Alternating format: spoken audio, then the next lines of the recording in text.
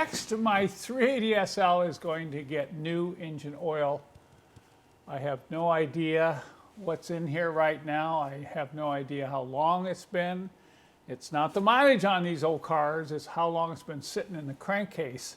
Well, I don't need to do a video on changing engine oil. I don't know how many hundreds of videos there are on YouTube concerning that subject, but I just want to point out a couple things and share a couple tips with you. Some of you may be wondering why I've got this small amount of engine oil in this very clean, clear container. This is part of my oil analysis. I'll talk about that a little bit more later.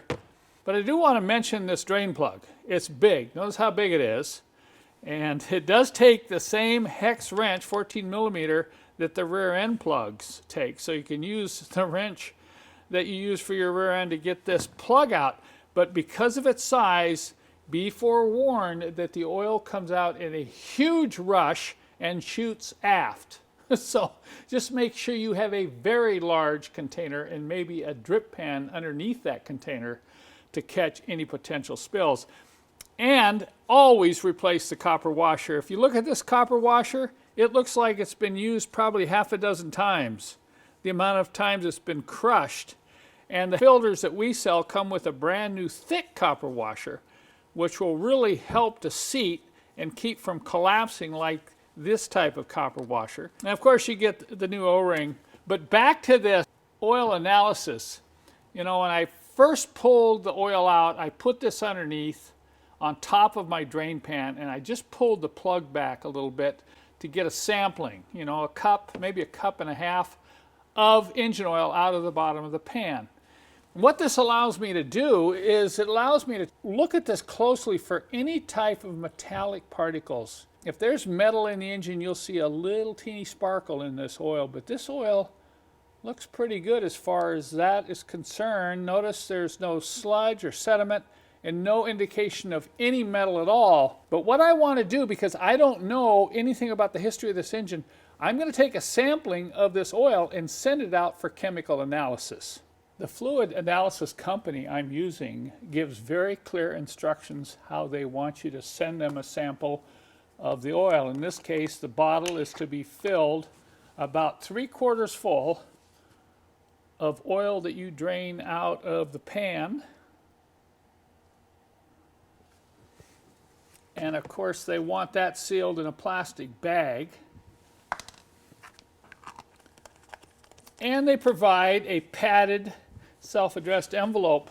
So I'm going to send this out, and I believe within a week I'll get results back via email. Please no questions now about what company I am using or how this is done. I'm trying a couple different companies at this time, and when I get the results back, I'll come back with a second video and tell you what results were found on this engine, then I'll give you my recommendation. And now I want to pull the oil filter and the oil filter housing and give that an inspection as well. The oil filter on these V8s is located on the right side of the engine underneath.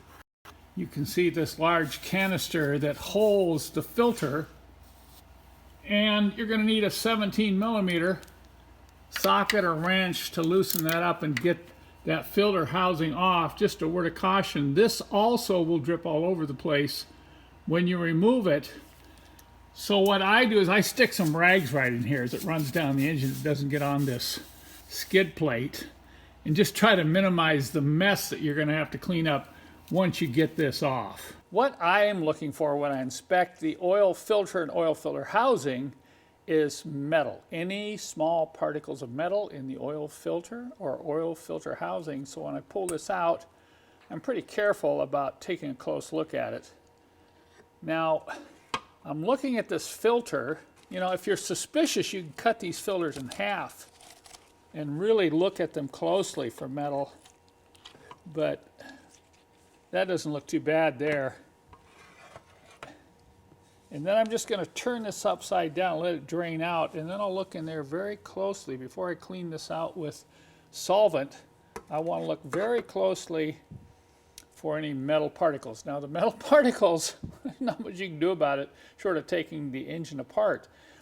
Other than the fact that you do need to be alerted to the fact there's something going on in your engine. Of course, this is going to show up too when I get the results back from the chemical oil analysis. Now here you can see why I use that rag up along the side of the oil pan to catch some of the spills, because I have to clean all this up. When you do install a new filter, don't use these cheap aftermarket filters. Only use quality German-made filters like you see here.